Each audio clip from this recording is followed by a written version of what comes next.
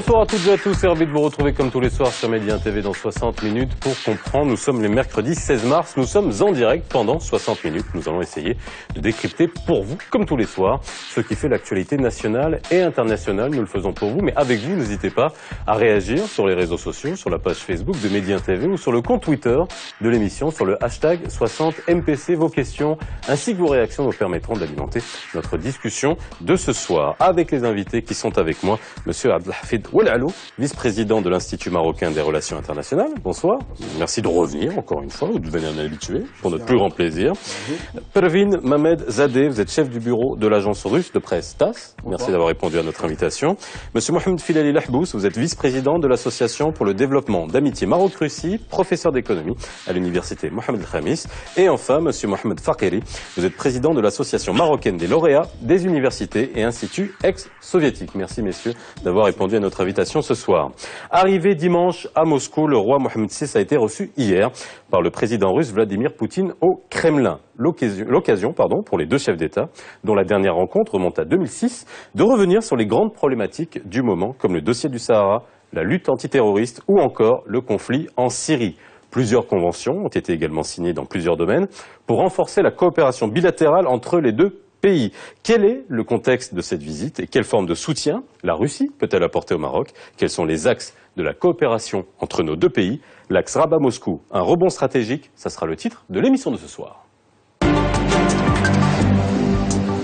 Le dimanche 13 mars 2016, le roi Mohamed VI effectue une visite officielle en Russie. Cette visite intervient dans un contexte particulier. Rabat et Moscou souhaitent consolider leur partenariat sur plusieurs niveaux. Mardi 15 mars, au Kremlin, le souverain et le président russe Vladimir Poutine ont présidé la cérémonie de signature de plusieurs conventions de coopération bilatérale. La première porte sur l'extradition entre les deux pays. La deuxième est un accord relatif aux services aériens.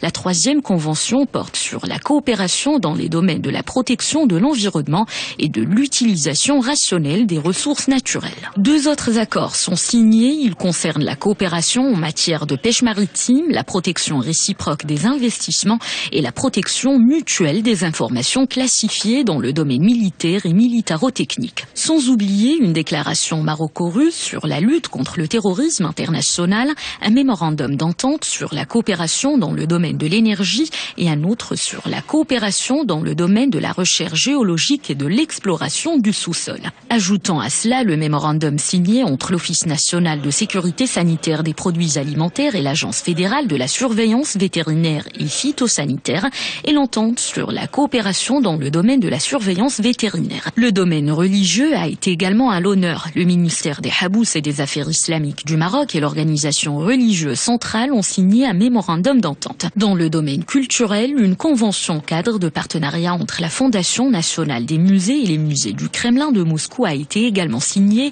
et une autre avec le musée de l'Ermitage. Sans oublier un protocole d'échange d'informations relatif à la circulation des biens et des véhicules et un programme d'action commune dans le domaine du tourisme. Pour mémoire, la Russie est le deuxième client après l'Union européenne des produits agricoles marocains depuis 1998.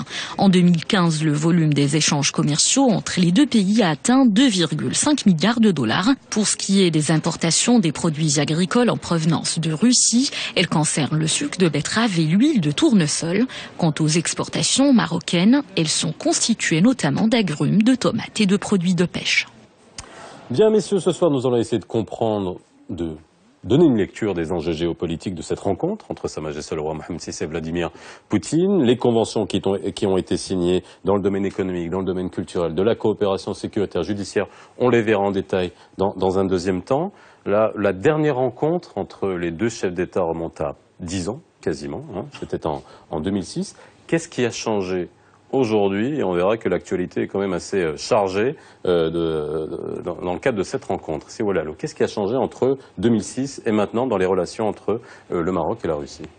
Tout d'abord, la visite royale à Moscou, elle avait pour objectif de relancer l'accord de partenariat stratégique qui a été signé en 2002 lors de la visite de Sa Majesté à Moscou. Puis après, il y a eu la visite de Vladimir Poutine en 2006 à Casablanca, où il était question de renforcer ces relations historiques, puisque la première relations entre le Maroc et la Russie datent de 1777. 1777. Il y a beaucoup de 7. Et que le premier consulat à Tanger, c'était le consulat russe. C'était à l'époque où Tanger était une ville internationale et que la Russie était parmi les premiers pays à reconnaître l'indépendance du Maroc, comme aussi le Maroc a eu des relations historiques et comme on le dit, sans problème, sans conflit avec la Russie. Bien sûr, la qualité de l'accueil, d'abord, Sa Majesté a été accueillie, vraiment tout le monde a suivi cet accueil chaleureux, et puis après les pourparlers avec le président russe, et puis juste les accords qui ont été signés, les conventions dans tous les domaines économiques, culturels, et tous les domaines ont été concernés par ces accords. Ce qui caractérise cette visite, d'abord pour les Russes, il faut remarquer que depuis 2008, la Russie a marqué le grand retour sur la scène politique internationale. Ne parlons pas du Moyen-Orient, de la Syrie, de la mer Noire, l'histoire de l'Ukraine, mais c'est devenu un pays incontournable sur la scène politique.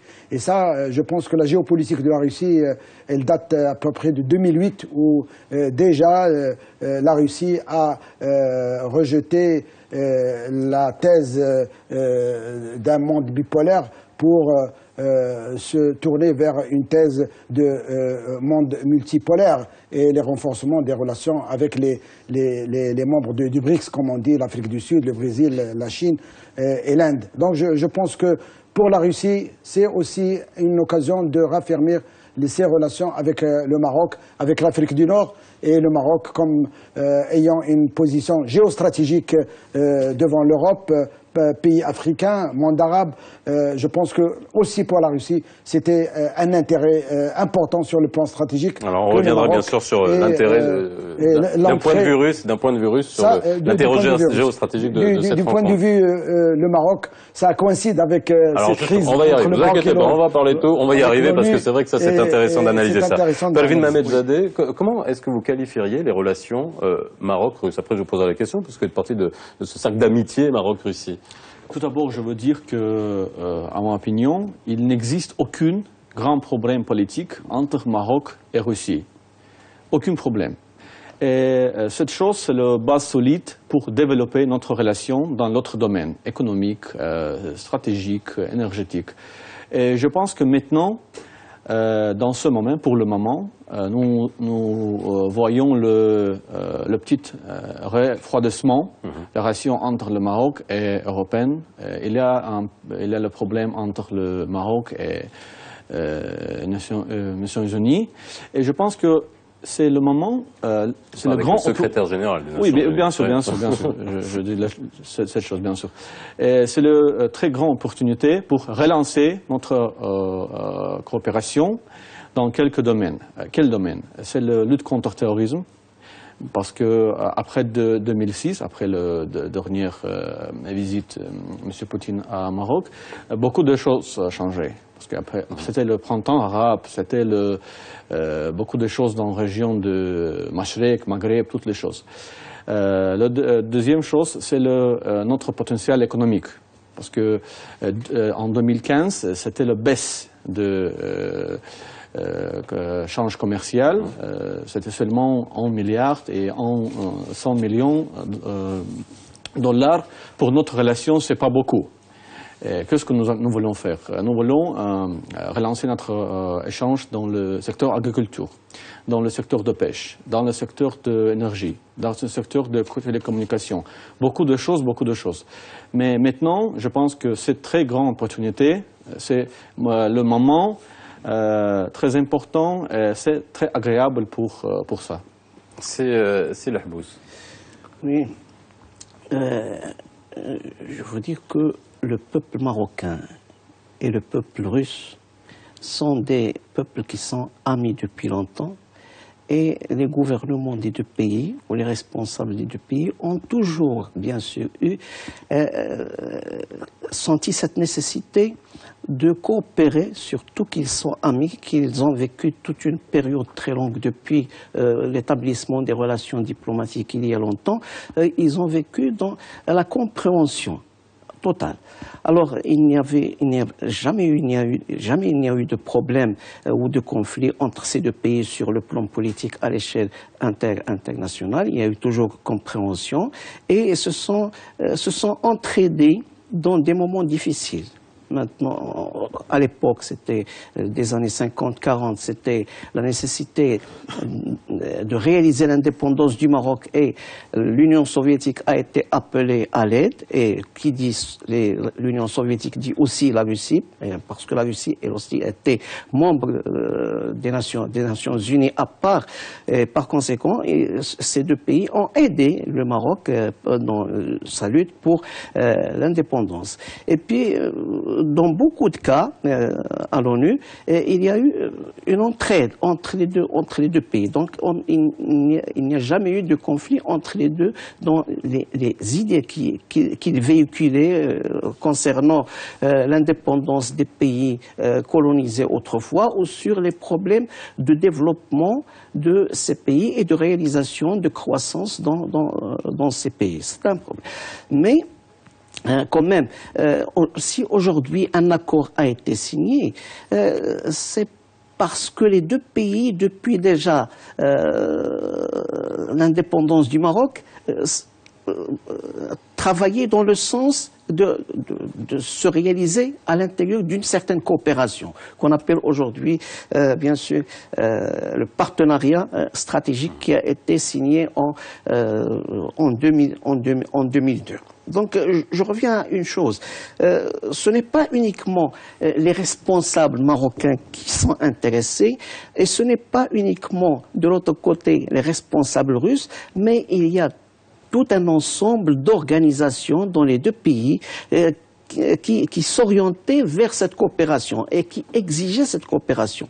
D'ailleurs, si on revient à l'année, par exemple, 1988, nous allons trouver qu'une organisation marocaine avait organisé un colloque très important sur les perspectives des relations maroco-russes. Et d'ailleurs, ils sont arrivés, après ce colloque, à dégager un certain nombre de recommandations.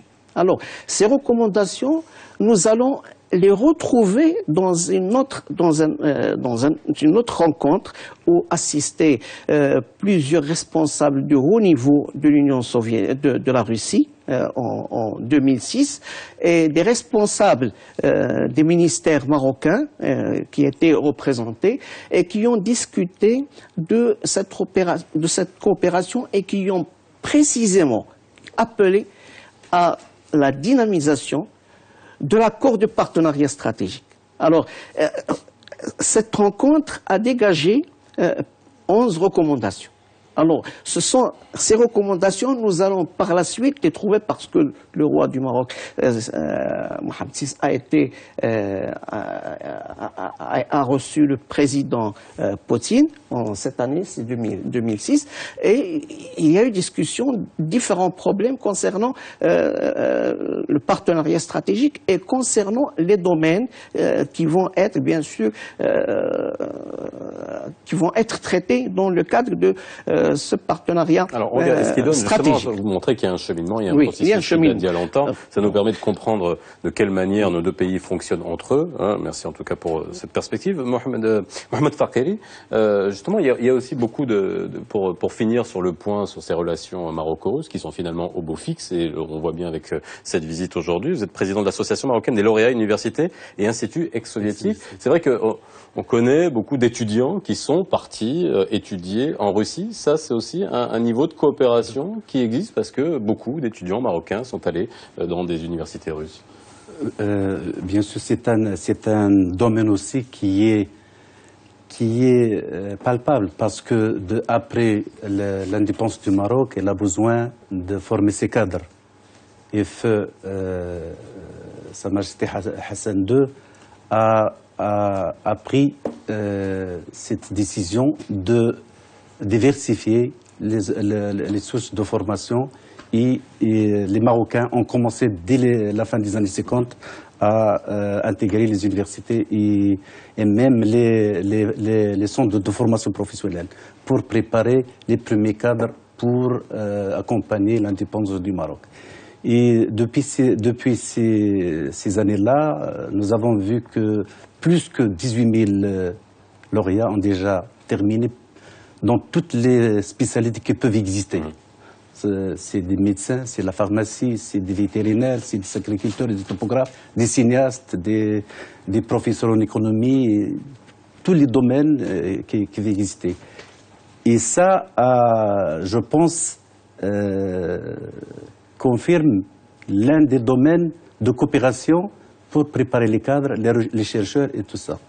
Et nous essayons d'exploiter un peu, ce n'est pas seulement la formation qu'ils ont eue, mais l'autre visage de ces lauréats. Parce qu'il y a plusieurs lauréats qui ont terminé telle ou telle formation, mais ils peuvent travailler, ils donnent beaucoup de choses dans le domaine dans un second domaine. C'est de la peinture, c'est de la chorégraphie, c'est de la poésie et d'autres domaines. Et ça, c'est l'influence de la formation qu'ils ont reçue, tous ces lauréats. Alors revenons à la situation géopolitique d'aujourd'hui. C'est vrai que les circonstances actuelles, est-ce qu'elles ont été déterminantes dans cette rencontre? Alors avant d'arriver au dossier du Sahara, parce que avec les propos de Ban Ki-moon, la marche de dimanche qu'on a largement commenté sur ce plateau, c'est d'ailleurs une question que j'avais posée aux gens qui étaient sur le plateau, de savoir avec la rencontre entre Sa Majesté et Vladimir Poutine, est-ce qu'il y aurait un tournant, un soutien? Eh bien, on l'a eu, on le constate aujourd'hui, mais avant cela, la crise, la tension entre la Russie et la Turquie aujourd'hui, est-ce que c'est une situation qui est déterminante dans cette rencontre? Je ne pense pas que la crise entre la Russie et la Turquie suite à ce problème de pilote russe et de cet avion russe qui a été abattu par l'armée turque et la crise qui s'est suivie après des relations tendues entre la Russie et la Turquie. Je pense que c'est la présence de la Russie dans la région, la présence de la Russie en Syrie, l'intervention russe contre le terrorisme. Et l'annonce de Vladimir Poutine du retrait des troupes, et le retrait des troupes cette visite, à partir d'hier. Donc la Russie est devenue un pays incontournable pour la paix, pour la sécurité dans la région, mais aussi dans le monde. Pour ce qui est du Maroc, bien sûr, le Maroc était amené à diversifier ses partenaires, son économie, son commerce extérieur, dans le cadre de cette coopération sud-sud qui a été pilotée par Sa Majesté, et nous avons vu les résultats pour l'Afrique. Donc la Russie qui fait son grand retour comme une puissance, parce qu'il faut rappeler que la Russie c'est le quatrième puissance nucléaire, mais aussi la quatrième puissance militaire dans le monde, et que cette puissance militaire, économique et politique fait que la Russie joue un rôle dans l'équilibre des forces dans la région et dans le monde. Et que ce n'est plus possible que les États-Unis interviennent là où ils veulent et imposer ses positions politiques au pays, comme ça a été le cas pour l'Irak, son intervention en mars 2003. Donc la Russie, elle est là pour la question palestinienne, pour la question de la Syrie, pour la lutte contre le terrorisme, et bien aussi pour la paix et la sécurité dans le monde. Et je pense que ça a coïncidé avec un Maroc qui avait cette volonté de diversifier ses relations, et la Russie, depuis longtemps, et nous avons eu toujours des relations amicales, historiques, comme ça a été rappelé. Mais de quelle manière, aujourd'hui, les médias russes, par exemple, perçoivent la visite, en ce moment même, dans cet agenda bien précis de la visite de Sa Majesté en Russie? La position de médias russes sur la visite, je pense que la position positive, très positive. Pourquoi? Parce que, comme j'ai déjà dit au début de notre conversation, il n'y a aucun problème entre Russie et Maroc. C'est très important. Et maintenant, nous parlons seulement sur les agendas positifs, sur le développement de relations, sur la question de lutte contre le terrorisme. Et, bien sûr, sur la table de négociation, il y a quelques problèmes régionaux très importants. C'est le problème des Syries. Parce que bien sûr... C'est dans ce sens-là que je vous pose la question. Est-ce que vous, de votre côté, en Russie, on analyse finalement cette visite de ce point de vue géopolitique, comme Vladimir Poutine se rapprochant Bien sûr. Parce que nous comprenons que ce n'est pas seulement la visite de relations bilatérales. C'est la visite où on discute beaucoup de questions régionales et internationales. Et maintenant, je pense, pas seulement moi, que la question de Syrie, ce n'est pas seulement de région, c'est la question de tout le monde. Toutes les puissances du monde, maintenant, il y a des intérêts dans cette région, dans Syrie. C'est les États-Unis, c'est l'Iran, c'est la Saoudi-Arabie. C'est voilà pourquoi l'opposition Maroc sur ces questions, l'opposition du Maroc sur l'assistance russe dans Syrie, c'est intéressant pour nous. Nous voulons, et moi aussi comme journaliste, je veux savoir quelle position du Maroc, officielle Rabat, sur notre russe compagnie d'aide, compagnie d'assistance en Syrie. C'est la position positive, c'est la position de neutralité, ou l'autre position. C'est très important pour nous, pour notre société, pour notre dirigeant. Mais c'est voilà pourquoi je pense que ces visites, c'est très important pour nous. Nous voulons comprendre. Cette année, il y était beaucoup de visites de dirigeants arabes à Moscou. C'était émir de Qatar, c'est roi de Bahreïn, c'était...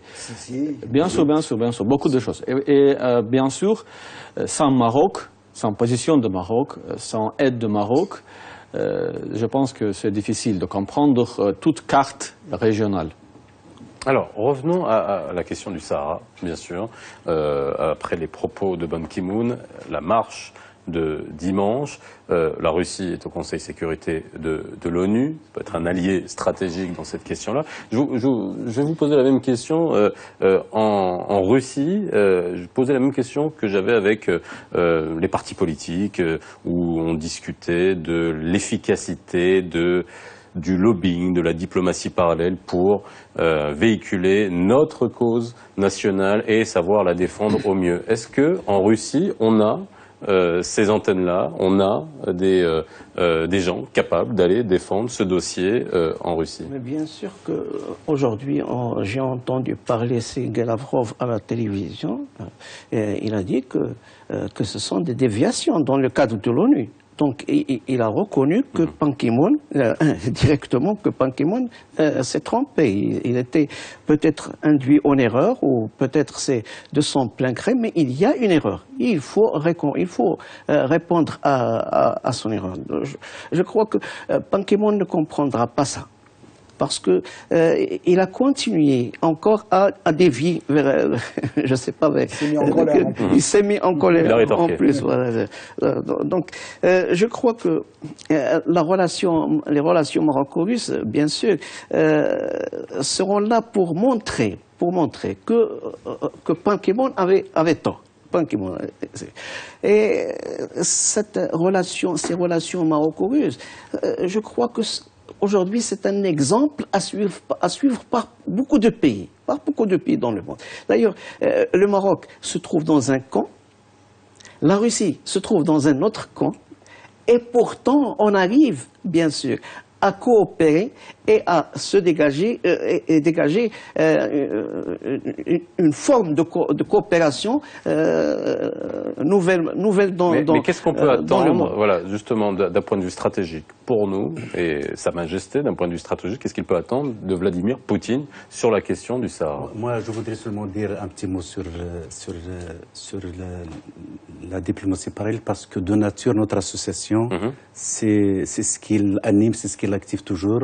Il a organisé plusieurs manifestations.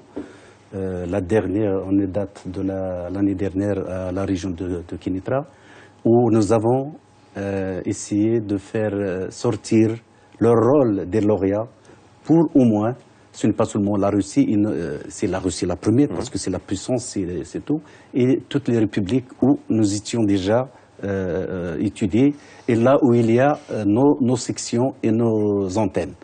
Nous avons essayé de faire faire la promotion, parce que faire comprendre à nos amis, que ce soit des ONG russes, voire peut-être on incite, nous ne pouvons pas décider, on incite, on démontre ce qu'il faut, qu'est-ce qu'il ne faut pas faire, et nous avons des antennes, que ce soit à Moscou, que ce soit quelques villes de la Russie, où on parle un peu de notre intégrité territoriale. La plupart, parce que les mass médias là-bas, je sais pas, ne jouent pas le rôle qu'il faut, ou bien et le dévier vers pour faire comprendre. Nous avons des exemples. Le cas de Smara. Les Tchèques ou bien les gens de l'université de l'amitié, par exemple, on peut parler de ça. Il a dit il y a des mouvements à Smara. Nous avons expliqué que Smara, c'est un camp qui existe au territoire algérien et non pas. Et nous avons travaillé dans ce sens pour faire démontrer que notre association peut jouer dans ce rôle-là. Nous avons démontré aux parlementaires, nous avons démontré aux quelques départements que nous pouvons travailler et nous avons travaillé et on va continuer toujours à faire ce travail. C'est vrai qu'à côté de ces associations de nos amis présents ici, il y a plusieurs associations. Moi, je connais plus l'association d'amitié et de solidarité présidée par le docteur Abdelatif Behraoui, qui est très active et qui a organisé plusieurs colloques auxquels j'ai participé pour mettre en évidence les relations historiques, économiques et politiques entre le Maroc et la Russie. Je voudrais rappeler une chose pour répondre à votre question concernant la diplomatie parallèle qui est très importante et elle est complémentaire à la diplomatie officielle. Bien sûr, c'est une diplomatie parlementaire des partis politiques, des syndicats, des associations, des fondations, des think tanks, des universitaires. Voilà ce que c'est la diplomatie parallèle. Elle doit jouer son rôle, bien sûr, en coordination avec le ministère des Affaires étrangères et de la coopération. Déjà, durant les années 80, je me rappelle très bien de ces relations entre les partis politiques marocains de la Koutla démocratique, le PPS, l'USFP, le Stiklal avaient de bonnes relations avec le Parti communiste de l'Union soviétique, le PKUS. Et il y avait un comité qui s'appelait le COMAPSA, le comité marocain pour l'amitié et la solidarité entre le Maroc et l'Union soviétique, auquel j'ai participé. J'avais l'honneur d'être parmi les membres de ce comité avec Abdelwahid Radi, avec Abdeslam Bourkia, avec Smaïl Alaoui, avec Mohamed Louafa. Vous avez été partout, je sais pas, vous venez sur l'émission, vous dites que vous avez été à chaque fois. C'est ma vie, c'est ma vie de militant. Mais c'est pour ça qu'on est content de vous avoir.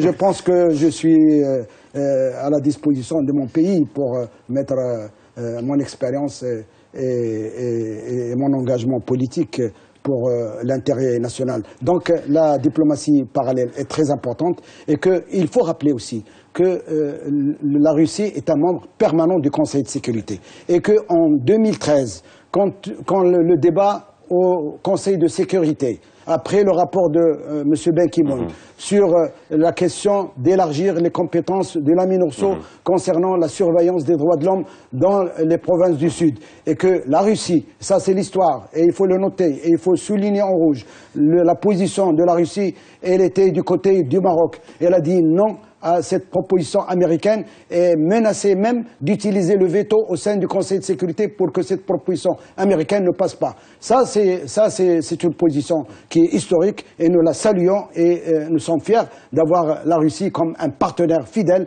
au niveau des Nations Unies et au niveau du Conseil de sécurité pour ce qui est de l'intégrité territoriale. Déjà, le communiqué commun qui a été publié hier montre la position claire de Vladimir Poutine sur le dossier. Rappeler que la Russie, dans cette question du Sahara marocain, la position russe est basée sur les résolutions des Nations Unies, du Conseil de sécurité, mais elle a ajouté que la Russie a bien noté les efforts déployés par le Maroc et le plan de développement socio-économique dans les provinces du Sud. Et quand on parle de provinces du Sud dans le communiqué commun, ça veut tout dire pour nous en tant qu'intégrité territoriale. Et ça, c'est une position qui caractérise la Russie. Alors, mettons-nous du côté russe. Hein. Est-ce que c'est une carte stratégique pour Poutine? Soutien pour nous. Est-ce que c'est une carte stratégique pour Poutine? Une carte.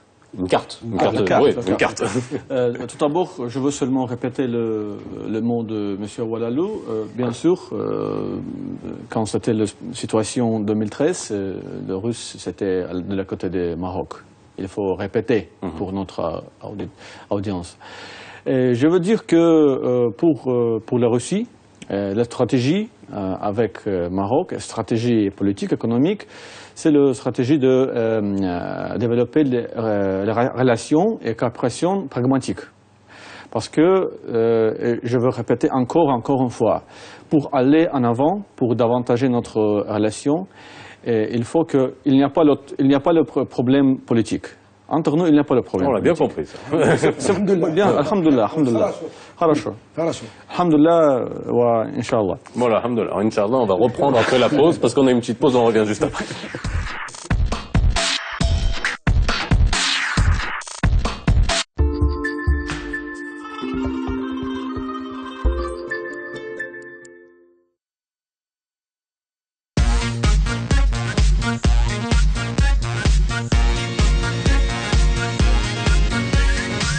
عيشوا أفضل ما في الإنترنت كاتجي بلس مع اتصالات المغرب واستفدوا من كاتجي بلس 2 جيجا وغير ب 25 درهم. اتصالات المغرب عالم جديد يناديكم.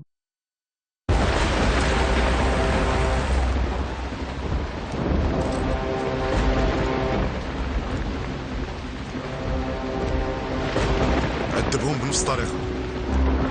خلى بصمتو على كاع الحوايج.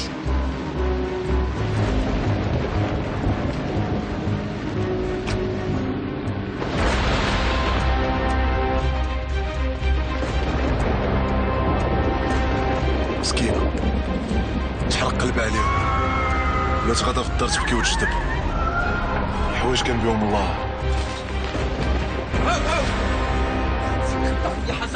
المغرب تفك مرة من هاد المجرم من الأنفاس أيضا ما كاين غير الكف اللي كيد ماكينة الصابون.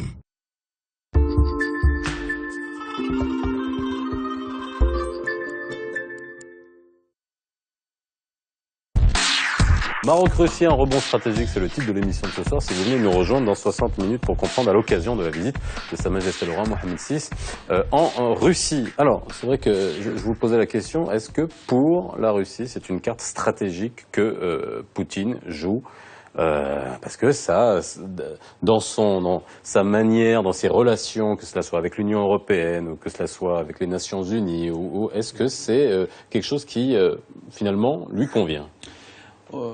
Je veux dire que je ne suis pas responsable. Je suis journaliste et je veux... Votre analyse, hein. Oui, bien sûr. C'est mon opinion privée. J'exprime mon opinion privée, pas la position officielle. Je pense que maintenant, pour la Russie, pour notre gouvernement, c'est très important de retrouver le domaine où nous pouvons faire le grand progrès. C'est le domaine économique, parce que notre potentiel est grand. C'est très grand, mais nous ne pouvons pas, jusqu'à le moment, utiliser ce potentiel. Il faut augmenter l'échange commercial. Il faut augmenter notre relation dans la pêche. Il faut augmenter... Je rappelle juste les chiffres. Hein. On a exportation marocaine en 2014, 1,7 milliard de dollars. Voilà, on était à ça. 2 milliards en 2012, 2,5 milliards en 2008. Bon voilà, il y a une marge de progression qui est quand même assez intéressante. Mes amis dans le Maroc toujours parlent sur la nécessité d'augmenter le nombre de touristes russes. Bien sûr. On est à 35 000. 35, beaucoup dans le Agadir, dans Marrakech, et moi, j'habite ici depuis longtemps, et je sais qu'il y a beaucoup de places, beaucoup de curiosités, il faut visiter, c'est magnifique. Beaucoup de places, je pense que uniques pour le monde. Mais pour faire cela, il faut travailler jour par jour. Je toujours dis à mes amis au Maroc que pour bâtir, pour créer la maison de l'amitié et la coopération, entre Russie et Maroc. Ce n'est pas suffisant de signer le document. Il faut travailler dans de tous les niveaux. dans le niveau des responsables, dans le niveau de l'association de l'amitié, dans le niveau de experts, comme dit M. Alou, dans le niveau de culturel, scientifique, toutes les choses. C'est voilà pourquoi c'est la stratégique, la première chose. Il faut trouver le domaine où nous pouvons faire le progrès. Et après, travailler jour par jour dans cette direction. C'est le travail, peut-être c'est difficile, mais c'est notre avenir, c'est notre relation approfondie. Comme on dit, il y a le proverbe arabe, « Ikhtar Rafik qabla tariq ». Si nous, aujourd'hui, nous décidons d'aller avant dans notre relation régionale, dans notre relation pragmatique, il faut décider qu'est-ce que nous voulons. Maroc de Russie, Russie de Maroc. Si nous allons choisir cette chose correctement, je suis sûr que notre avenir sera bien et kul shay mizyan, Inch'Allah. D'ailleurs, les relations entre la Russie et l'Union européenne sont pour beaucoup dans cette... Alors justement, ça c'est la question que je vous ai posée. Est-ce que justement la relation entre Poutine et l'Union européenne et aujourd'hui avec les tensions qu'on a sur les accords et avec l'Union européenne, est-ce que ça aussi c'est une occasion de rassemblement? Il faut rappeler que l'Union européenne, c'est le premier partenaire commercial de la Russie, et que 50% du commerce extérieur, c'est entre l'Union européenne et la Russie. Et que depuis 2008, il y avait cette crise entre l'Union européenne et la Russie concernant le Kosovo. Et que la Russie n'était pas du côté d'accepter la souveraineté du Kosovo. Et donc ça a été une crise. Puis après, il y avait la Géorgie et ce qui s'est passé en Géorgie. Mais surtout, la crise de l'Ukraine, comme on dit, et que la récupération de la Crimée par la Russie a fait que les relations actuelles entre la Russie et l'Union européenne traversent une crise profonde et que, ma foi, il y a des sanctions contre la Russie sur le plan économique, financier, commercial, et que, en plus de cela, la crise avec la Turquie fait que, pour le Maroc, c'est une occasion pour profiter de cette crise, comme on dit, pour favoriser les échanges avec la Russie sur tout ce qui est produit agricole, en plus bien sûr des oranges qui sont très connues. En Russie, on ne peut pas prendre un vodka sans les clémentines de Berkane. Donc le Maroc est déjà positionné, le label Maroc est très connu en Russie, les fruits de bonne qualité, les produits de pêche, et nous avons des relations avec la Russie sur un accord de pêche depuis 2012, et qu'il y a 13 bateaux russes qui viennent pêcher sur les côtes marocaines. Donc ce sont des opportunités très importantes pour le Maroc, mais aussi pour la Russie. Et je pense que le président russe Poutine a déjà insisté, à côté de la signature de cette convention, d'aller plus loin et de consolider davantage ces relations, et qu'il faut passer à un niveau encore plus avantageux pour les deux. On va voir sur les différentes conventions, hein, ce qui est, finalement, pour lire entre les lignes, parce que c'est vrai que lorsqu'on parle de coopération sécuritaire, il y a eu des accords qui ont été signés, mais pour le commun des mortels, il faut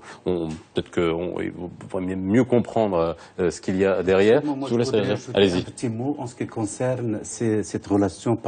Ce n'est pas parce que la crise en Europe ou bien avec la Turquie. Notre association, depuis 38 ans, nous avons nos objectifs, c'est de consolider nos relations avec la Russie comme partenaire puissant et tout ça, sans avoir des crises, et parce qu'il y a des crises. Nous voulons des relations consolides avec la Russie. Ce n'est pas parce qu'il y a des problèmes ou non, ça c'est provisoire.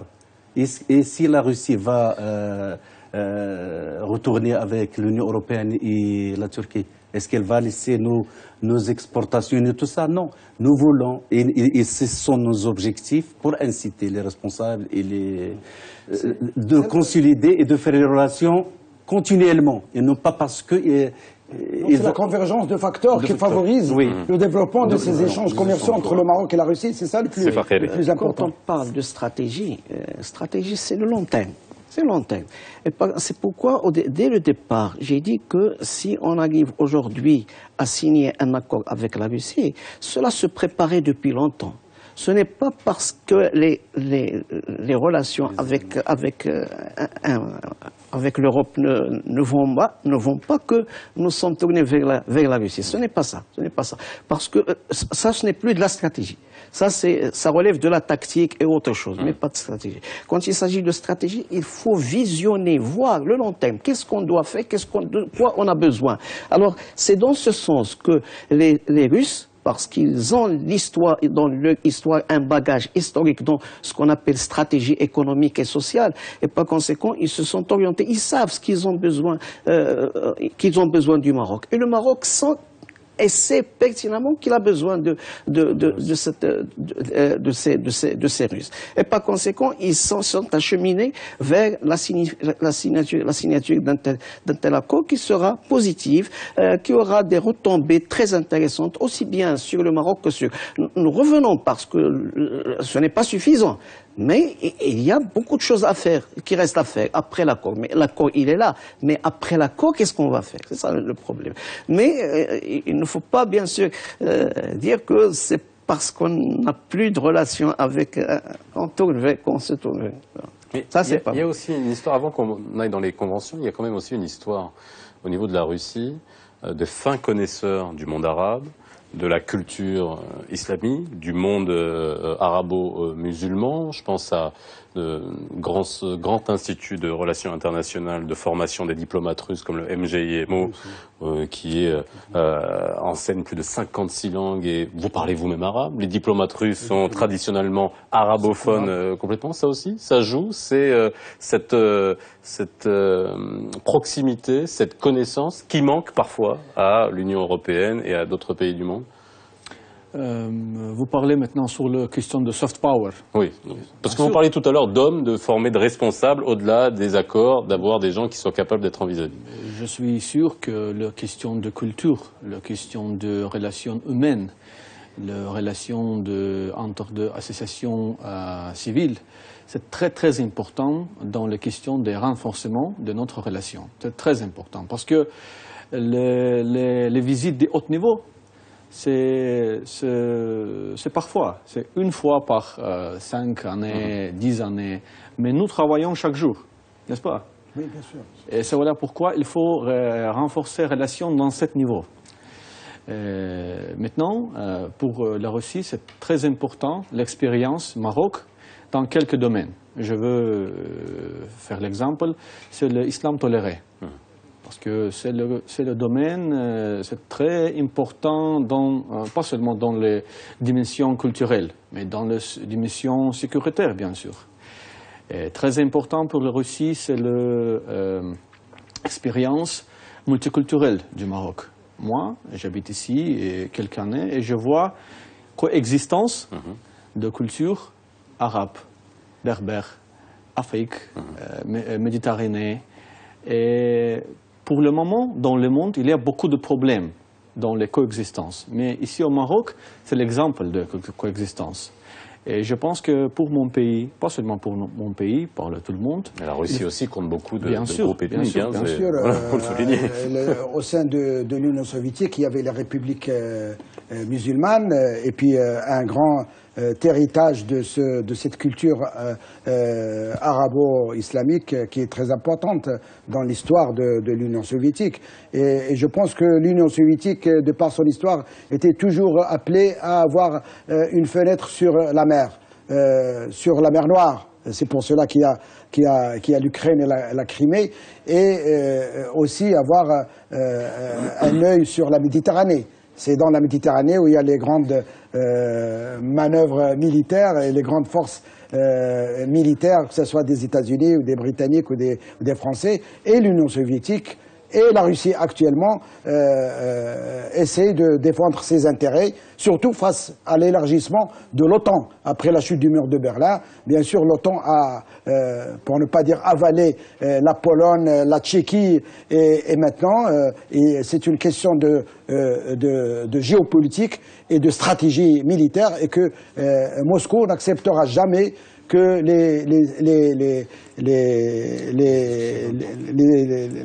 tout ce qui est armement sophistiqué de l'OTAN soit dirigé vers Moscou ou vers Saint-Pétersbourg.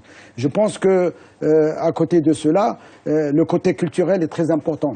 Et parmi les conventions, il y avait cette convention sur le volet religieux. Et ça, c'est très important. Ça, voilà. Diplomatie parallèle, mais diplomatie spirituelle. Alors, il y a un mémorandum d'entente sur la coopération entre le ministère des Habous, des Affaires islamiques, et l'organisation religieuse centrale, c'est le Conseil de la Shura des Mouftis de Russie. Et donc, on est dans le même esprit de la formation des imams en Russie et la formation d'imams russes au Maroc. Et ça, c'est très important que le Maroc est connu par son islam tolérant, modéré et ouvert à toutes les civilisations, et que la Russie a intérêt aussi à avoir des relations dans ce domaine pour essayer de contourner ce djihadisme et cet intégrisme que nous connaissons dans la région du Moyen-Orient. Seulement ajouter quelques mots. J'ai assisté dans le février à Marrakech, dans le forum de sécurité, et cette question, on en discutait là-bas. C'est la question de change d'expérience dans l'islam modéré.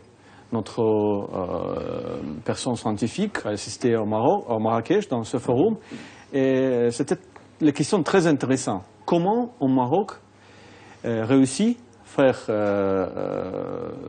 ce domaine comme ça? Il y a islam toléré et la coexistence entre les religions, juifs, islam, comme ça. Et je pense qu'on va voir dans le prochain, peut-être cette convention, peut-être l'autre forme de coopération dans le domaine de l'islam toléré. Je suis sûr que ce domaine c'est très prometteuse. Et c'est lié à la lutte contre le terrorisme. Parce que l'approche marocaine, elle est globale, elle est économique, elle est sécuritaire, elle est sociale, mais aussi elle est spirituelle et religieuse. Et que prôner un islam ouvert et tolérant, c'est très important pour l'avenir de cet islam. Et nous remarquons l'islamophobie dans les pays européens à la suite de cet intégrisme qui malheureusement fait tort à l'islam. Et nous sommes heureux et fiers d'avoir un Amir al-Mouminin qui est le seul garant de cet islam moderne au Maroc. Vous savez que la culture est un moyen de paix. Il l'a toujours été, la culture. Donc beaucoup de problèmes peuvent être résolus sans recourir aux armes, mais en faisant recours à la compréhension mutuelle, en faisant recours à la culture, et à la tradition, à l'histoire. Tout ceci, c'est intéressant. Lorsqu'on étudie le cas de l'Union soviétique, par exemple, et de la Russie, parce que c'est un pays multiracial. Multiracial. Donc, ils n'ont pas pu, sous l'Union soviétique, en 1924, résoudre le problème des nationalités. Parce que Lénine est mort, le problème est resté. Et depuis, on ne s'intéressait pas à ce problème, on a voulu le résoudre économiquement. Pour le Maroc, le problème était posé. Mais le Maroc a résolu le problème depuis longtemps, déjà grâce à l'islam modéré. Donc ici, nous n'avons pas ce problème d'opposition des différentes races.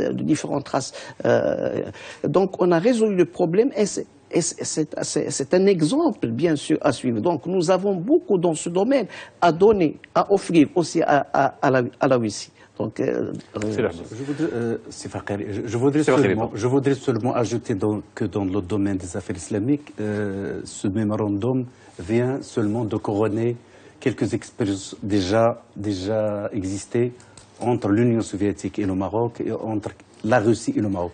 Parce que la Russie aussi, c'est une Russie fédérale.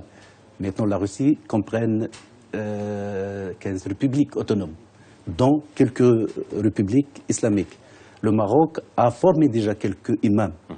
Quand j'étais là-bas, quand je faisais mon doctorat, le Maroc a déjà préparé quelques imams à Moscou, au Tatarstan et au Kyrgyzstan.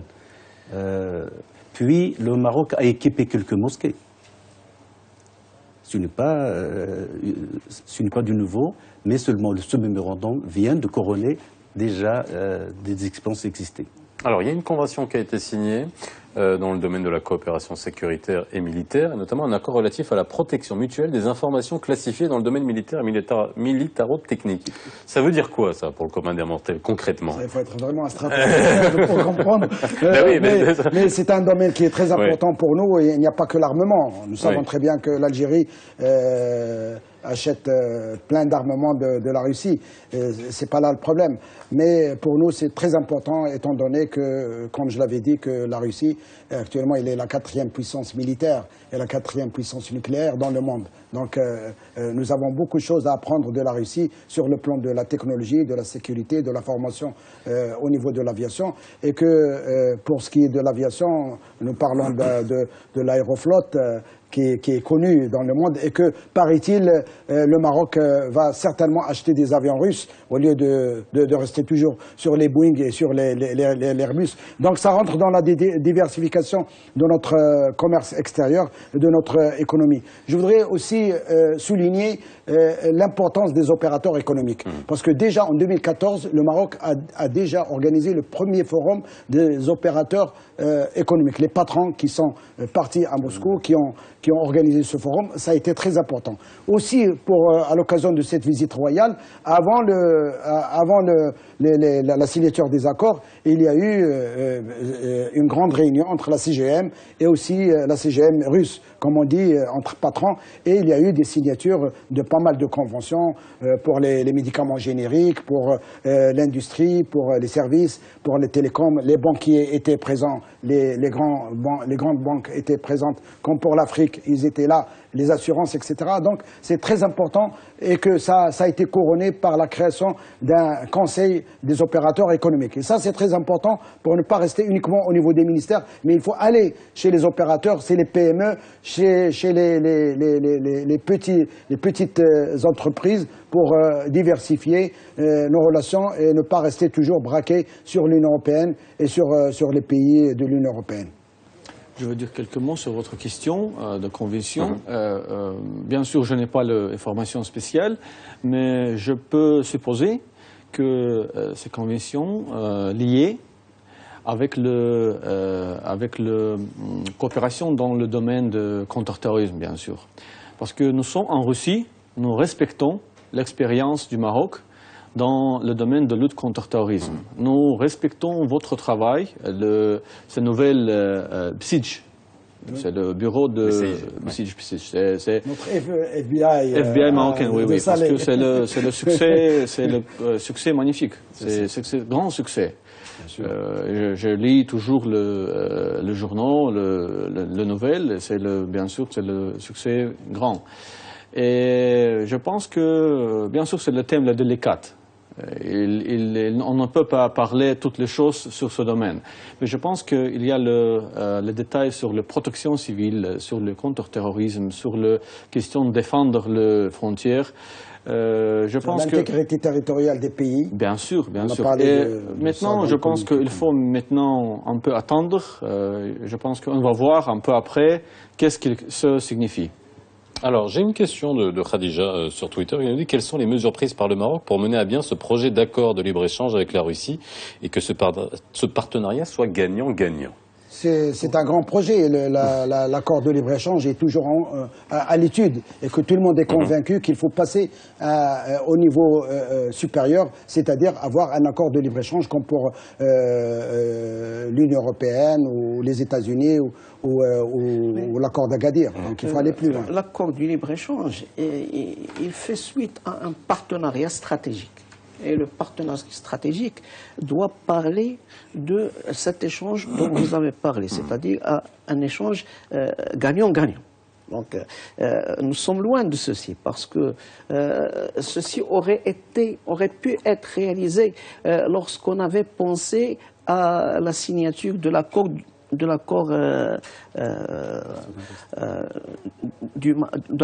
mondial, du marché mondial, le marché du siècle, le marché du siècle. Donc on a manqué cette occasion. Aujourd'hui, cette occasion encore s'offre aujourd'hui. Et par conséquent, on peut corriger grâce à un partenariat stratégique, on peut corriger ces différences entre les deux pays. Parce que dans l'échange maintenant, on est perdant. Parce qu'on vend des tomates, on vend des agrumes et on achète des produits qui ne sont même pas des produits industriels, mais qui coûtent plus cher. Donc on paye la facture très importante du pétrole, hein, et on ne garde rien. Donc on est déficitaire. Et par conséquent, dans le partenariat stratégique, il faut souligner ceci. Il faut que l'échange soit un échange qui aurait pu apporter au pays le plus faible. Et le plus faible économiquement, c'est nous. Le déficit commercial entre le Maroc et la Russie, il s'élève à peu près 15 milliards de dirhams. Donc c'est très important parce que nous importons le pétrole et le gaz. On a importé en 2014 pour 16,3 milliards et vous voyez qu'on a exporté pour 1,7 milliard. Et donc on ne peut pas signer un accord de libre-échange sans qu'il y ait une étude sur l'impact sur l'industrie et sur l'économie marocaine, comme ça a été le cas pour... C'est un marché immense, la Russie, mais est-ce qu'on a de quoi répondre à la demande russe? Qu'est-ce qu'on peut exporter en Russie finalement? Je vous demande le besoin. Voilà. Après, on a bien sûr parlé des agrumes, on est déjà présent, les phosphates, mais il y a la connaissance du marché russe. C'est pour ça que le Centre marocain des exportations, Maroc Export, organise des missions, des rencontres B2B avec pour connaître les besoins. Mais aujourd'hui... pour avoir le jackpot en Russie, je vais vous poser la question d'une autre manière, il faut de quoi a besoin la Russie? Exporter du Maroc à Russie. Oui. Il y a beaucoup de choses très connues. C'est l'agrume. Tout le monde en Russie, depuis l'enfance, et moi aussi, nous savons le orange marocain. Avec l'étiquette, c'est Maroc. C'est très connu. C'est le symbole de notre Noël. Oui, c'est important. C'est vrai. Mais il y a beaucoup de choses l'autre, pas bien connues en Russie. Pour moi, je vais répéter que j'habite ici et je vois le détail de Maroc de l'autre côté, parce que j'habite ici. Je pense qu'on peut exporter le produit de artisanat. C'est très important, parce que la production d'artisanat marocain, c'est bonne qualité. Ce n'est pas produit en Chine. C'est notre ami, mais je sais que la qualité de Chine, c'est pas spécial. Mais les choses ici, qui produisent ici, dans le Fès, dans le Shawen, dans l'autre ville, c'est la production artisanale haut niveau. Quelque chose d'autre, je pense qu'on peut augmenter la production agricole, pas seulement tomates, et pas seulement l'agrumes. On peut augmenter la production. L'autre, j'étais dans le Taroudan, la région de Taroudant, et je vois beaucoup de choses qu'on peut exporter en Russie. Alors, c'est surtout des produits du terroir. L'argan n'est pas connu en Russie. Oui. Et ça, c'est un produit qui est très recherché dans le monde et que malheureusement, seuls les Européens, les Américains, les Anglais connaissent bien l'argan. Il y en a plusieurs maintenant sociétés qui exportent l'argan à Moscou et à Saint-Pétersbourg. Il y a aussi la demande des olives. L'huile d'olive, les dattes, comme il a dit M. Pervin, l'artisanat, les produits d'artisanat, ils le conçoivent là-bas comme des œuvres d'art et non pas comme un tapis ou comme... Bien sûr. Parce que ça aussi fait défaut là-bas. Et bien sûr, les produits halieutiques.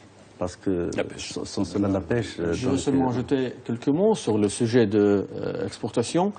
Après l'agrume, après la production d'artisanat, il y a beaucoup de choses de cuivre. Le cuir. Le cuir. C'est la chose qui doit exporter en Russie. Nous avons la grande expérience de spécialistes de Fès, de Marrakech, Bab de Bab, Chouara Blida, c'est connu. Il faut augmenter l'exportation, cette chose aussi. Il y a aussi le... Pardon. Quand on parle de partenariat stratégique, il faut qu'on essaie d'abord d'étudier les marchés à la fois marocains et et le marché russe. Le marché russe, c'est vrai, c'est un grand marché. Pour le Maroc, c'est un gain, 140 millions d'habitants. Et non pas uniquement 140 millions d'habitants, mais 140 millions d'habitants avec un pouvoir d'achat. Ce qui manque chez nous, un pouvoir d'achat. Donc il faut étudier le marché. Que veut le Russe? C'est la question que je vous ai posée. Oui, bon, maintenant, on est sur toute l'offre marocaine en termes d'artisanat. Mais après, il faut voir en termes de volume ce que ça peut représenter pour augmenter le... Pour le début, c'est bien parce qu'on parle d'orange, on parle de phosphate et on parle de richesse halieutique parce qu'ils sont présents sur le marché russe maintenant. Mais est-ce que les produits qu'on envoie sur le marché russe sont uniquement les produits qu'on produit? On produit beaucoup de choses qu'il faut faire reconnaître aux Russes. Il y a des Russes qui ont visité Rabat et ils m'ont demandé d'aller leur acheter des produits, des habits, de l'artisanat. J'étais surpris parce que je ne savais pas. Ils m'ont dit que c'est demandé, alors qu'on ne fait pas de marketing pour ces produits sur le terrain russe. Et il y a des produits qu'on peut faire venir au Maroc, mais pour des raisons historiques, je le dis franchement, pour des raisons historiques, il y a des montagnes d'opposition contre l'arrivée de produits russes ou de produits soviétiques et le départ de produits marocains. Je ne dis pas que c'est l'État marocain, mais il y avait des oppositions. Mais par la suite, maintenant quand même il y a et la réglementation, tout ceci, maintenant il y a une ouverture, il faut qu'on profite. D'où la nécessité, bien sûr, de la signature des conventions. Il nous reste une minute, dernière question. Il y a encore une grande communauté marocaine en Russie? On sait à peu près combien il y a de Marocains en Russie? C'est une grosse communauté? C'est les environs de 500 personnes. D'accord, c'est pas beaucoup. Environ 500 personnes. 20 000 cadres marocains formés en Russie jusqu'à présent, en médecine, en pharmacie et tout ce qui est ingénierie. Je voudrais aussi, pour la COP22, la Russie va être présente. Et déjà, il y a eu une convention sur tout ce qui est énergie renouvelable. Et nous connaissons l'importance de la dépendance énergétique et le rôle de la grande société russe Gazprom pour le gaz liquéfié. Nous sommes intéressés pour avoir du gaz à domicile. Et ça, c'est très important pour l'avenir du Maroc et pour la réussite de la COP22 et pour la protection de l'environnement. Ça a été aussi l'objet d'une convention, la protection de l'environnement. Il y a déjà un groupe financier qui travaille ici au Maroc, à Marrakech, et qui a bien sûr en train de construire 3 hôtels 4 étoiles, 5 étoiles, et qui finance un projet de traitement de phosphate. C'est intéressant. Donc, merci dans les 310 millions. De rendre l'antenne. Spasiba et longue vie à l'amitié maroco-russe. Excellente soirée sur Média TV. La rediffusion à 22h40 si vous avez pris en route. Et on se retrouve demain.